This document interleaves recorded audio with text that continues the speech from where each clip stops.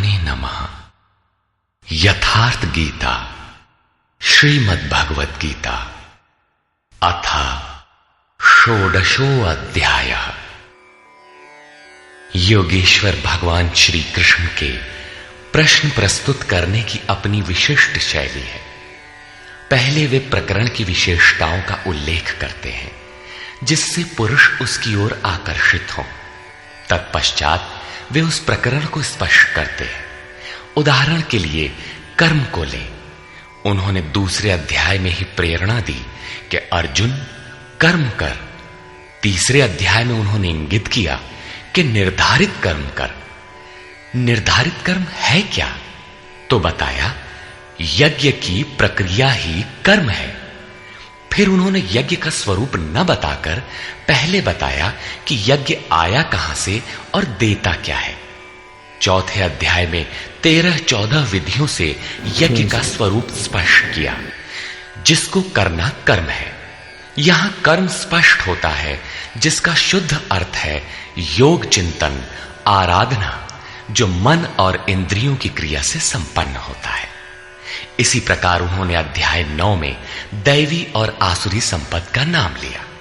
उसकी विशेषताओं पर बल दिया कि अर्जुन आसुरी स्वभाव वाले मुझे तुच्छ कहकर पुकारते हैं। हूं तो मैं भी मनुष्य शरीर के आधार वाला, क्योंकि मनुष्य शरीर में ही मुझे यह स्थिति मिली है। किंतु आसुरी स्वभाव वाले, मूढ़ स्वभाव वाले मुझे नहीं भजते, जबकि दैवी संपत्ति से युक्त भक्तजन अनन्य श्रद्धा से मुझे उपासते हैं। किंतु इन संपत्तियों का स्वरूप, उनका गठन अभी तक नहीं बताया गया। अब अध्याय 16 में योगेश्वर उनका स्वरूप स्पष्ट करने जा रहे हैं, जिनमें प्रस्तुत है पहले दैवी संपद के लक्षण। श्री भगवान वाच।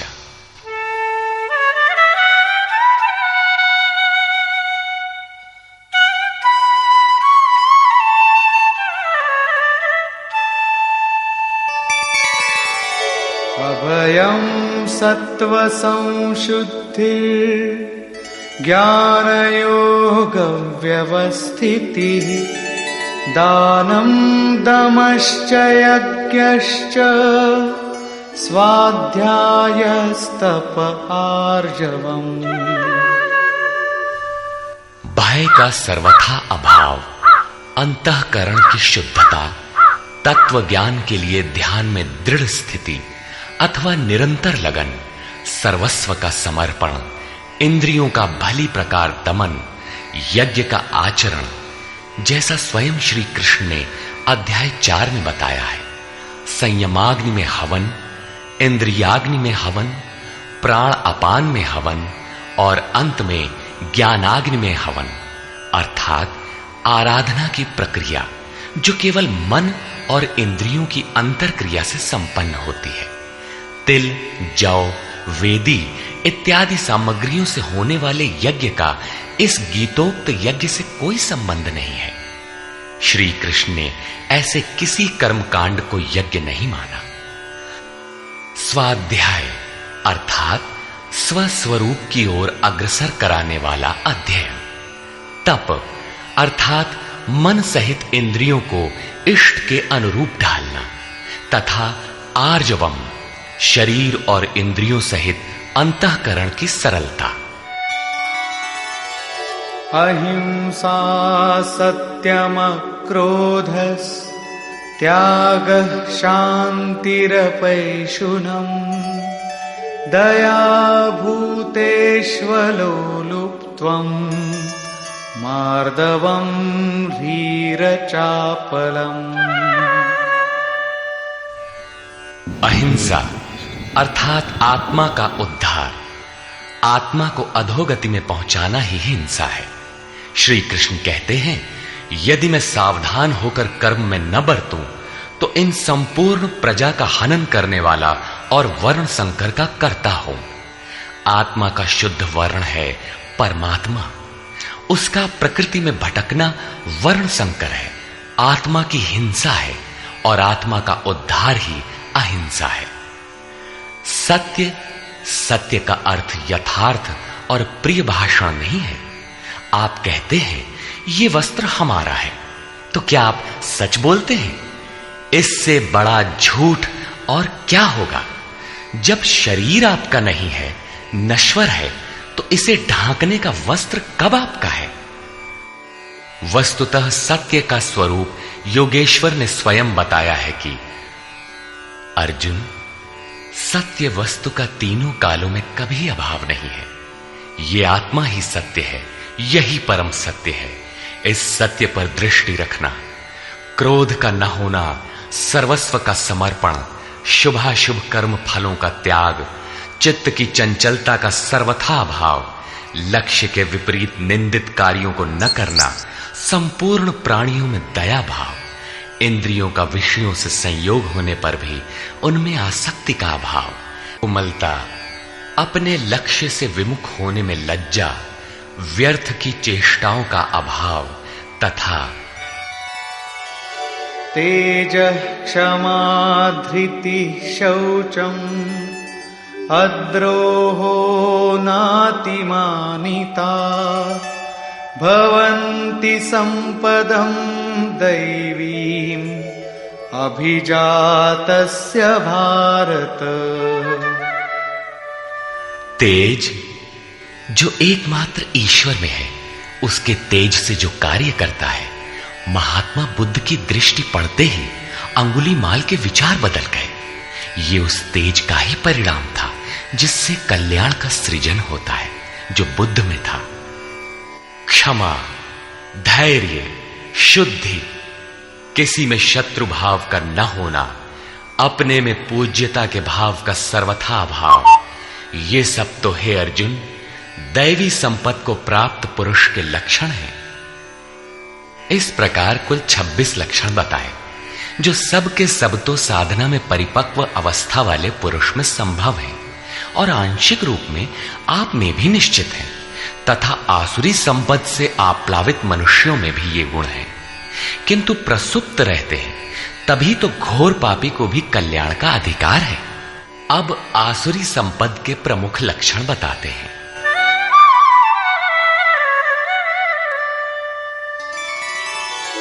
दम्भो दर्पोऽभिमानश्च क्रोधः पारुष्यमेव च अज्ञानं चाभिजातस्य पार्थ संपदमासुरी।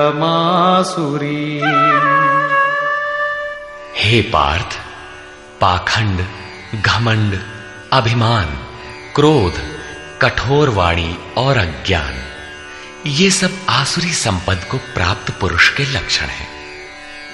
दोनों संपदाओं का कार्य क्या है? दैवी संपद विमोक्षाय निबंधायासुरी मता मा शुच संपदं दैवी अभिजातोऽसि पांडव। इन दोनों प्रकार की संपदाओं में से दैवी संपत्ति तो विमोक्षाय, विशेष मोक्ष के लिए है, और आसुरी संपदा बंधन के लिए मानी गई है। हे अर्जुन, तू शोक मत कर, क्योंकि दैवी संपदा को प्राप्त हुआ है, विशेष मुक्ति को प्राप्त होगा, अर्थात मुझे प्राप्त होगा। वे संपदाएं रहती कहां हैं?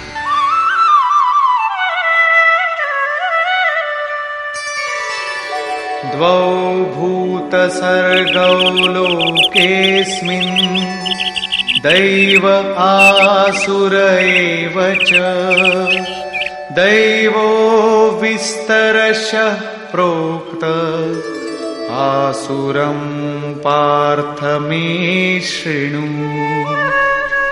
हे अर्जुन, इस लोक में भूतों के स्वभाव दो प्रकार के होते हैं, देवों के जैसा और असुरों के जैसा।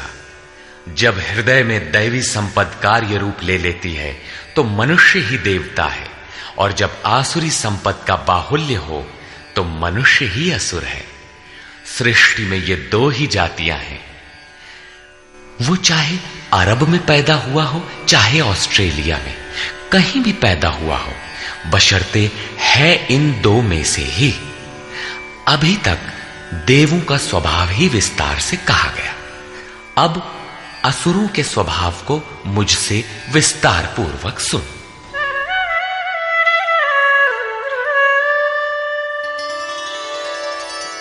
प्रवृत्तिञ्च निवृत्तिञ्च जना न विदुरासुराः न शौचं नापि चाचारो न सत्यं तेषु विद्यते। हे अर्जुन, असुर लोग कार्यम कर्म में प्रवृत्त होने और अकर्तव्य कार्य से निवृत्त होना भी नहीं जानते, इसलिए उनमें न शुद्धि रहती है, न आचरण और न सत्य ही रहता है। उन पुरुषों के विचार कैसे होते हैं? असत्यम प्रतिष्ठं ते जगदाहुरनीश्वरम् अपरस्पर संभूतम् किमन्यत् काम हेतुकम्। वे आसुरी प्रकृति वाले मनुष्य कहते हैं कि जगत आश्रय रहित है, सर्वथा झूठा है और बिना ईश्वर के अपने आप स्त्री पुरुष के संयोग से उत्पन्न हुआ है, इसलिए केवल भोगों को भोगने के लिए है, इसके सिवाय और क्या है?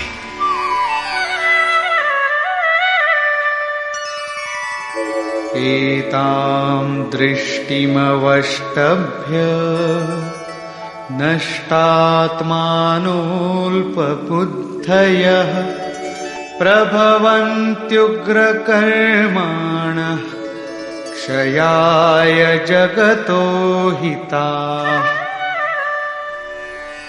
इस मिथ्या दृष्टिकोण के अवलंबन से जिनका स्वभाव नष्ट हो चुका है, वे मंद बुद्धि अपकारी क्रूर कर्मी मनुष्य केवल जगत का नाश करने के लिए ही उत्पन्न होते हैं।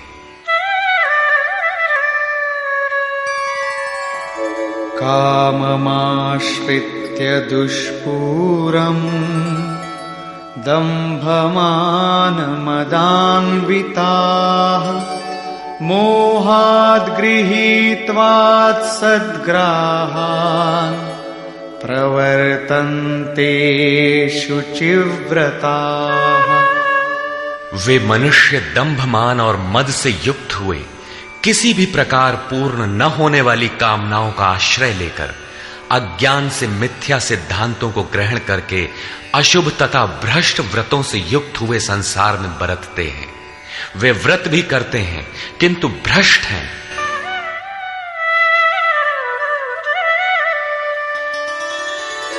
चिंताम परिमेयांच प्रलयांतामुपाश्रिताः कामोपभोगपरमा एतावदिति निश्चिताः। वे अंतिम श्वास तक अनंत चिंताओं को लिए रहते हैं और विषयों को भोगने में तत्पर वे बस इतना ही आनंद है ऐसा मानते हैं। उनकी मान्यता रहती है कि जितना हो सके भोग संग्रह करो, इसके आगे कुछ नहीं है।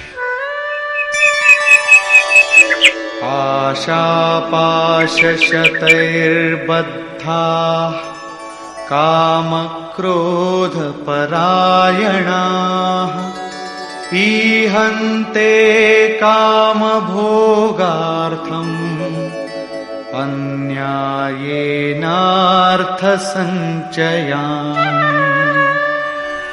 आशा रूपी सैकड़ों फांसियों से एक फांसी से ही लोग मर जाते हैं, यहां सैकड़ों फांसियों से बंधे हुए काम क्रोध के परायण विषय भोगों की पूर्ति के लिए वे अन्याय पूर्वक धनाधिक बहुत से पदार्थों को संग्रह करने की चेष्टा करते हैं। अतः धन के लिए वे रात दिन असामाजिक कदम उठाया करते हैं। आगे कहते हैं, इदमद्य मया लब्धम् इमं प्राप्स्ये मनोरथम् इदमस्तीदमपि मे भविष्यति पुनर्धनम्। वे सोचते हैं कि मैंने आज ये पाया है, इस मनोरथ को प्राप्त करूंगा, मेरे पास इतना धन है और फिर भी इतना हो जाएगा।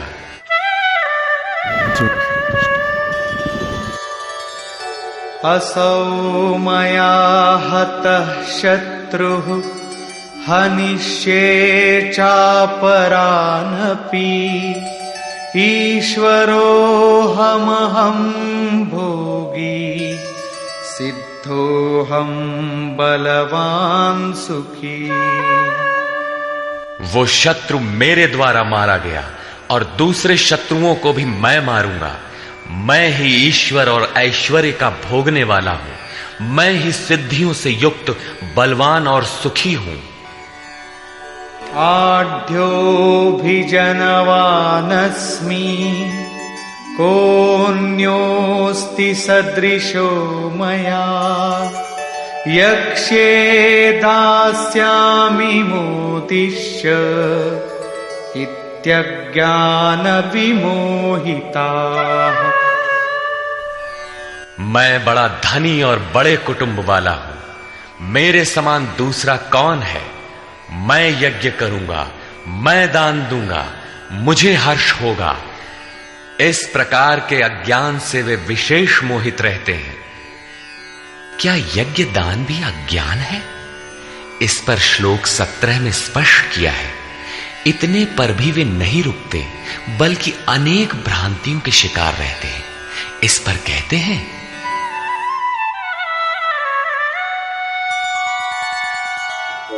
अनेक चित्त विभ्रांता मोहजाल समावृताः प्रसक्ताः कामभोगेषु पतन्ति नरकेषु च। अनेक प्रकार से भ्रमित हुए चित्त वाले, मोह जाल में फंसे हुए, विषय भोगों में अत्यंत आसक्त वे आसुरी स्वभाव वाले मनुष्य अपवित्र नरक में गिरते हैं। आगे श्री कृष्ण स्वयं बताएंगे कि नरक क्या है। आत्मसंभाविता स्तब्धा धनमानमदान्विता यजन्ते नाम यज्ञैस्ते दम्भेना विधिपूर्वकम्। अपने आप को ही श्रेष्ठ मानने वाले, धन और मान के मद से युक्त होकर वे घमंडी मनुष्य शास्त्र विधि से रहित केवल नाम मात्र के यज्ञों द्वारा पाखंड से यजन करते हैं। क्या वही यज्ञ करते हैं जैसा श्री कृष्ण ने बताया है? नहीं, उस विधि को छोड़कर करते हैं, क्योंकि विधि योगेश्वर ने स्वयं बताया है। अध्याय 4/24, 33 तथा अध्याय 6/10 से 17 तक।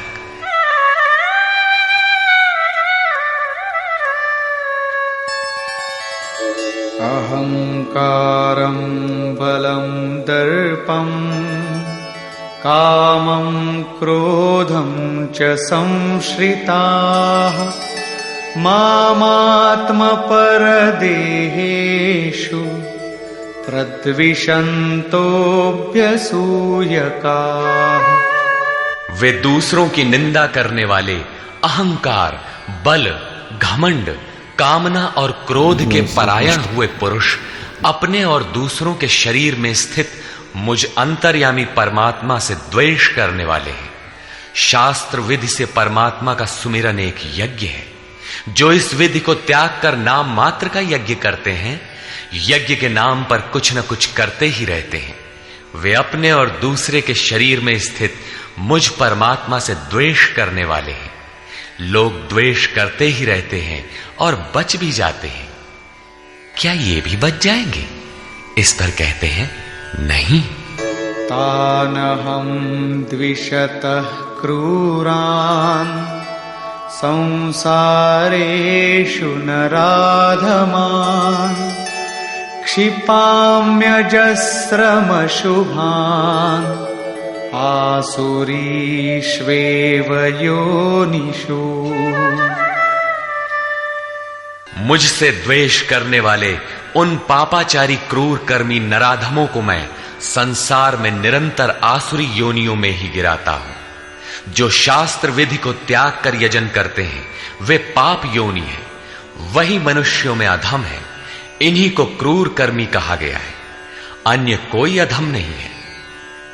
पीछे कहा था ऐसे अधमों को मैं नरक में गिराता हूं, उसी को यहां कहते हैं कि उन्हें अजस्र आसुरी योनियों में गिराता हूं। यही नरक है। साधारण जेल की यातना भयंकर होती है और यहां अनवरत आसुरी योनियों में गिरने का क्रम कितना दुखद है। अतः दैवी संपद के लिए प्रयत्नशील रहना चाहिए। आसुरीं योनिमापन्ना मूढ़ा जन्मनि जन्मनि मामप्राप्यैव कौन्तेय ततो यान्त्यधमां गतिम्। कौन्तेय, मूर्ख मनुष्य जन्म जन्मांतरों तक आसुरी योनि को प्राप्त हुए मुझे न प्राप्त होकर पहले से भी अति नीच गति को प्राप्त होते हैं, जिसका नाम नरक है। अब देखें नरक का उद्गम क्या है। त्रिविधं नरकस्येदम्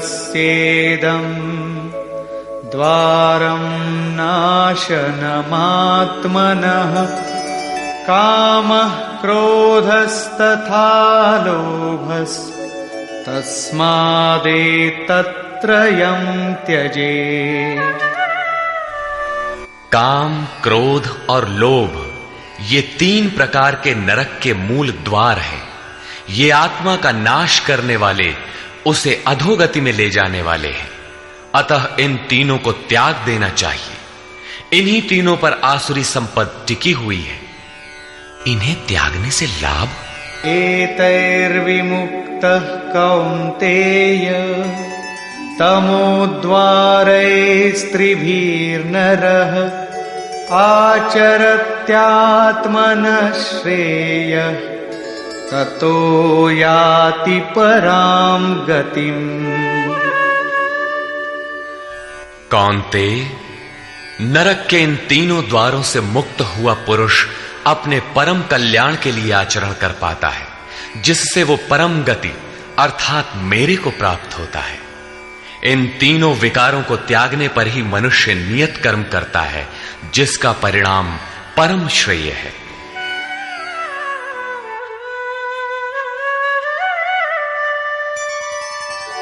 यः शास्त्रविधिमुत्सृज्य वर्तते कामकारतः न स सिद्धिमवाप्नोति न सुखं न परां गतिम्। जो पुरुष उपर्युक्त शास्त्र विधि को त्याग कर अपनी इच्छा से बरतता है, वो न सिद्धि को प्राप्त होता है, न परम गति को और न सुख को ही प्राप्त होता है। अर्थात वो शास्त्र इदम गुह्यतमम शास्त्रम, गीता स्वयं पूर्ण शास्त्र है, जिसे स्वयं श्री कृष्ण ने बताया है। तस्माच्छास्त्रं प्रमाणन्ते कार्याकार्यव्यवस्थितौ ज्ञात्वा शास्त्रविधानोक्तं कर्म कर्तुमिहार्हसि। इसलिए अर्जुन, तेरे लिए इस कर्तव्य और अकर्तव्य की व्यवस्था में कि मैं क्या करूं क्या न करूं, इसकी व्यवस्था में शास्त्र ही एक प्रमाण है। ऐसा जानकर शास्त्र विधि से नियत किए हुए कर्म को ही तुझे करना योग्य है। अध्याय 3 में भी योगेश्वर श्री कृष्ण ने नियतम कुरु कर्म त्वम, नियत कर्म पर बल दिया और बताया कि यज्ञ की प्रक्रिया ही वो नियत कर्म है और वो यज्ञ आराधना की विधि विशेष का चित्रण है जो मन का सर्वथा निरोध करके शाश्वत ब्रह्म में प्रवेश दिलाता है। यहां उन्होंने बताया कि काम, क्रोध और लोभ नरक के 3 प्रमुख द्वार हैं। इन तीनों को त्याग देने पर ही उस कर्म का अर्थात नियत कर्म का आरंभ होता है, जिसे मैंने बार बार कहा, जो परम श्रेय, परम कल्याण दिलाने वाला आचरण है। बाहर सांसारिक कार्यों में जो जितना व्यस्त है, उतना ही अधिक काम, क्रोध और लोभ उसके पास सजा सजाया मिलता है। कर्म कोई ऐसी वस्तु है कि काम, क्रोध और लोभ को त्याग देने पर ही उसमें प्रवेश मिलता है, कर्म आचरण में ढल पाता है। जो उस विधि को त्याग कर अपनी इच्छा से आचरण करता है, उसके लिए सुख सिद्धि अथवा परम गति कुछ भी नहीं है। अब कर्तव्य और अकर्तव्य की व्यवस्था में शास्त्र ही एकमात्र प्रमाण है। अतः शास्त्र विधि के ही अनुसार तुझे कर्म करना उचित है और वो शास्त्र है गीता। निष्कर्ष, इस अध्याय के आरंभ में योगेश्वर श्री कृष्ण ने दैवी संपद का विस्तार से वर्णन किया, जिसमें ध्यान में स्थिति, सर्वस्व का समर्पण, अंतःकरण की शुद्धि, इंद्रियों का दमन, मन का शमन, स्वरूप को स्मरण दिलाने वाला अध्ययन, यज्ञ के लिए प्रयत्न, मन सहित इंद्रियों को तपाना, अक्रोध, चित्त का शांत प्रवाहित रहना इत्यादि 26 लक्षण बताए, जो सब के सब तो इष्ट के समीप पहुंचे हुए योग साधना में प्रवृत्त किसी साधक में संभव है, आंशिक रूप से सब में है। तदनंतर उन्होंने आसुरी संपद में प्रधान 4-6 विकारों का नाम लिया, जैसे अभिमान, दंभ, कठोरता, अज्ञान इत्यादि, और अंत में निर्णय दिया कि अर्जुन, दैवी संपत्ति तो विमोक्षाय, पूर्ण निवृत्ति के लिए है, परम पद की प्राप्ति के लिए है, और आसुरी संपत्ति बंधन और अधोगति के लिए है। अर्जुन, तू शोक न कर, क्योंकि तू दैवी संपत्ति को प्राप्त हुआ है। ये संपदाएं होती कहां हैं? उन्होंने बताया कि इस लोक में मनुष्यों के स्वभाव 2 प्रकार के होते हैं, देवताओं जैसा और असुरों जैसा। जब दैवी संपत्ति का बाहुल्य होता है तो मनुष्य देवताओं जैसा होता है, और जब आसुरी संपत्ति का बाहुल्य होता है तो मनुष्य असुरों जैसा है। सृष्टि में बस मनुष्यों की 2 ही जाति हैं, चाहे वह कहीं पैदा हुआ हो, कुछ भी कहलाता हो। तत्पश्चात उन्होंने आसुरी स्वभाव वाले मनुष्यों के लक्षणों का विस्तार से उल्लेख किया। आसुरी संपत्ति को प्राप्त पुरुष कर्तव्य कर्म में प्रवृत्त होना नहीं जानता और अकर्तव्य कर्म से निवृत्त होना नहीं जानता। वह कर्म में जब प्रवृत्त ही नहीं हुआ तो न उसमें सत्य होता है, न शुद्धि और न आचरण ही होता है। उसके विचार में जगत आश्रय रहित, बिना ईश्वर के, अपने आप स्त्री पुरुष के संयोग से उत्पन्न हुआ है। अतः केवल भोग भोगने के लिए है, इससे आगे क्या है? यह विचार कृष्ण काल में भी था, सदैव रहा है। केवल चार्वाक ने कहा हो ऐसी बात नहीं है। जब तक जनमानस में दैवी आसुरी संपद का उतार चढ़ाव है, तब तक रहेगा। श्री कृष्ण कहते हैं, वे मंद बुद्धि वाले पुरुष सबका अहित अर्थात कल्याण का नाश करने के लिए ही जगत में पैदा होते हैं। वे कहते हैं, मेरे द्वारा यह शत्रु मारा गया, उसे मारूंगा। इस प्रकार अर्जुन, काम क्रोध के आश्रित वे पुरुष शत्रुओं को नहीं मारते, बल्कि अपने और दूसरों के शरीर में स्थित मुझ परमात्मा से द्वेष करने वाले हैं। तो क्या अर्जुन ने प्रण करके जयद्रथादि को मारा? यदि मारता है तो आसुरी संपद वाला है, उन परमात्मा से द्वेष करने वाला है। जबकि अर्जुन को श्री कृष्ण ने स्पष्ट कहा कि तू दैवी संपत्ति को प्राप्त हुआ है, शोक मत कर। यहां भी स्पष्ट हुआ कि ईश्वर का निवास सबके हृदय देश में है। स्मरण रखना चाहिए कि कोई तुम्हें सतत देख रहा है, अतः सदैव शास्त्र निर्दिष्ट क्रिया का ही आचरण करना चाहिए, अन्यथा दंड प्रस्तुत है। योगेश्वर श्री कृष्ण ने पुनः कहा कि आसुरी स्वभाव वाले क्रूर मनुष्यों को मैं बारंबार नरक में गिराता हूं। नरक का स्वरूप क्या है? तो बताया, बारंबार नीच अधम योनियों में गिरना एक दूसरे का पर्याय है। यही नरक का स्वरूप है। काम, क्रोध और लोभ नरक के 3 मूल द्वार हैं। इन तीनों पर ही आसुरी संपत्ति टिकी हुई है। इन तीनों को त्याग देने पर ही उस कर्म का आरंभ होता है जिसे मैंने बार बार बताया है। सिद्ध है कि कर्म कोई ऐसी वस्तु है जिसका आरंभ काम, क्रोध और लोभ को त्याग देने पर ही होता है। सांसारिक कार्यों में मर्यादित ढंग से सामाजिक व्यवस्थाओं का निर्वाह करने में भी जो जितने व्यस्त हैं, काम, क्रोध और लोभ उनके पास उतने ही अधिक सजे सजाए मिलते हैं। वस्तुतः इन तीनों को त्याग देने पर ही परम में प्रवेश दिलाने वाले निर्धारित कर्म में प्रवेश मिलता है।